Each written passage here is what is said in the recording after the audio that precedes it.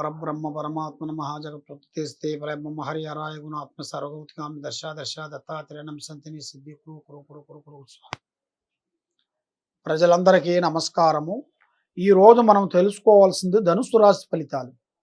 ఈ ధనుస్సు రాశి వాళ్ళకి మూలా నక్షత్రము, పూర్వాషాఢ నక్షత్రము, ఉత్తర ఆషాఢ నక్షత్రము కలిస్తేనే ఈ జాతక ఫలితము ధనుసు రాశి ఫలితాలు. ఈ ధనుసు రాశి ఫలితములో చూసుకుంటే అదృష్టము, జీవితము, లలాటకము, యోగము, నక్షత్రము, స్థానబలము, పూజ బలము. ఈ జాతకములో ఉండవలసిన వాళ్ళకి అదృష్ట గడియలు, రావు గడియలు, లక్ష్మీ గడియలు.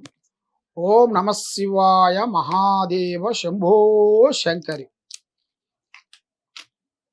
ఈ ధనుసు రాశి వాళ్ళకి అదృష్టములో జీవితము, లలాటకము, యోగము. ఆదాయములో చూసుకుంటే 14, 11, ఖర్చులో చూసుకుంటే 5, అవమానములో 7, రాజపూజిత 7. ఈ జాతక ఫలితంలో చూసుకుంటే ఎక్కడికి పోయినా అదృష్టము, జీవితము, లలాటకము, యోగము, నక్షత్రము, స్థానబలము. ఈ ధనుసు రాశి వాళ్ళకి ఏ కార్యక్రమైనా, ఏ విషయమైనా, ఎంత ఆలోచనైనా కూడా ఎదుటి వాళ్ళని ఆకర్షణ దగ్గర ఉంటుంది. జన ఆకర్షణ అంటారు. జన ఆకర్షణ అంటే వీళ్ళ ముఖం చూడగానే, వీళ్ళ మాట చెప్పగానే మనం వాళ్ళ మాటని వినుకుంటాం. ఆ విధంగా అయిపోతుంది. కాబట్టి ఈ ధనుసు రాశి వాళ్ళకి మైండు, ఆలోచన విధానము రాంబాణం మాదిరిగా నడుస్తుంటుంది. మనం ఒక రాంబాణం వేసామంటే అది కరెక్ట్గా సెట్ కావాల్సిందే. వాళ్ళు ఒకటి ఆలోచించుకుని ఒక పని చేశారనుకోండి, ఆ పని కరెక్ట్గా 100% కరెక్ట్గా సక్సెస్ కావాల్సింది.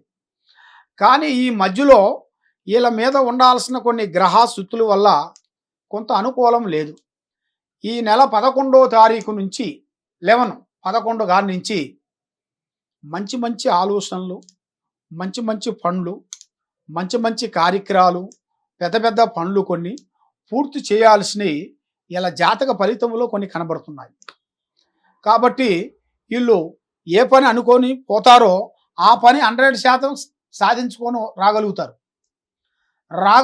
కానీ మరి ఇప్పుడు వీళ్ళకి ఆదాయంలో చూసుకుంటే 11వ తారీఖు నుంచి మంచి మంచి ఆలోచనలు, వ్యాపార ఉద్యోగాలలో, వ్యవసాయ విషయాలు కానీ, కుటుంబ విషయాలు కానీ, రియల్ ఎస్టేట్లో కానీ, వాళ్ళ చదివిన చదువులు విశేషాలు కానీ, విదేశాల ప్రయాణాలలో కానీ వీళ్ళకి మంచి టైము 11వ తారీఖు నుంచి మూవ్ అవుతుంది.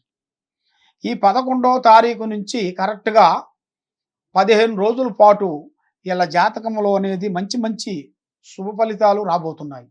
కాబట్టి ఈ టైంలో వీళ్ళు అశ్రద్ధ కాకోకుండా కొంచెం కృషి చేసి దానికి ఒకదానికి మూవ్ అయిపోయి ఒక పనికి ఇంకొక పని మనకి ఎదురవుతే ఆ పని వల్ల మనకి ఏదో ఒక టైం అనేది మనకి జయప్రదమయ్యే మార్గాలు ఉన్నాయి. కానీ శని ప్రభావం కొంచెం తిరుగుతుంది. రావు కేతువులు ఎక్కువగా కనబడుతున్నాయి. కేతు బంధాలు పెద్దగా వెలుగులో రావటం లేదు. రాజకీయ ఫలితాల్లో చూస్తే చాలా వరకు బాగుంది. రాజకీయ ఫలితాలలో వీళ్ళు ప్రజలకి ఎంతో వరకు సేవ చేయాలి, ఎంతో మేలు చేయాలి అని చాలా వరకు అనుకుంటున్నారు. కాబట్టి ఆ రూట్లో పోతే బాగుంటుందా బాగోదా అన్నట్టుగా చాలామందికి కొన్ని సందేహాలు కొన్ని ఉన్నాయి.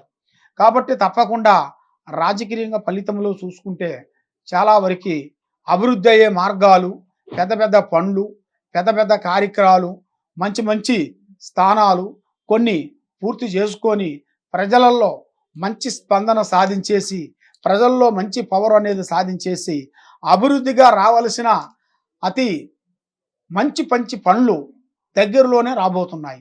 తప్పకుండా వీళ్ళకి ఫలిస్తాయి, ఏం పర్వాలేదు. కానీ వీళ్ళు ఎక్కువగా పూజించాల్సింది మేనుగా ఆ భగవంతుడు పారార్థన అనేది తప్పకుండా శ్రీ కనకదుర్గ అమ్మవారు పారార్థన తప్పకుండా చేయాలి. ఆ కనకదుర్గ అమ్మవారు పూజలు చేసుకుంటే వీళ్ళకి కుటుంబంలో అష్టైశ్వర్యాలు, భాగ్యభోగాలు, మనశ్శాంతి, చేయాల్సిన కార్యక్రమాలు అభివృద్ధిగా అవుతాయి. దాంతోపాటు షిరిడి సాయిరాం, ఆ సాయిబాబా ఆశీర్వాదము తప్పకుండా వీళ్ళు తీసుకోవాలి. ఆ సాయిరాం ఆశీర్వాదం వల్ల వీళ్ళకి పట్టిన గ్రహాలు, పట్టిన దరిద్రాలు, పట్టిన శూన్యాలు తొలగిపోయే రోజులు వస్తున్నాయి. ఎక్కువగా పూజించాల్సింది కనకదుర్గ, సాయిరాం. ఈ రెండింటిని పూజలు వీళ్ళు చేసినట్టుగైతే తప్పకుండా మంచి మంచి శుభ ఫలితాలు, విజయాలు సాధించగలుగుతారు. మనసు విధానము చాలా వరకు బాగుంటుంది. కాబట్టి మీరు ఎక్కడెక్కడో పోయి ఏదేదో కష్టపడి ఏదేదో పూజలు చేయించుకొని నిరాశ చెంది ఉన్నారు. కాబట్టి తప్పకుండా ఈ నెంబర్కి మీరు ఫోన్ చేసి మీకు ఎలాంటి డౌట్ కానీ ఎలాంటి సందేహాలు కానీ ఉన్నా కూడా మాకు సంప్రదించండి. మీకు ఇంకా ఎలాంటి జాతక విషయాలలో, జాతక చక్రాలలో ఎలాంటి లోపాలున్నా, ఎలాంటి గడియలు సికాకులు ఇబ్బందులు ఉన్నా కూడా మమ్మల్ని మీరు ఒకసారి ఈ కింద ఉండాల్సిన నెంబర్కి సంప్రదించినట్లయితే మీకు చక్రం వేసేసి, జాతక చక్రం వేసేసి రావు కేతువు దశ ఎంతవరకు వచ్చింది, కుజ దశ, బలం దశ, యోగ దశ, కేతువు దశ, ఈ దశలలో ఏ దశలో ఉన్నారు మీరు, ఏ దశ నుంచి మీకు ఏ దశకి ప్రారంభం అవుతుంది, ఏ టైం నుంచి ఏ టైంలో మీరు ప్రారంభిస్తే మీకు మంచి జరుగుతుందా అనేది మేము స్థితిగతులను చూసి అన్ని విషయాలు మీకు వివరంగా చెప్పగలుగుతాము. సర్వోజన సుఖరో భవంతు. ఓం నమ శివాయ.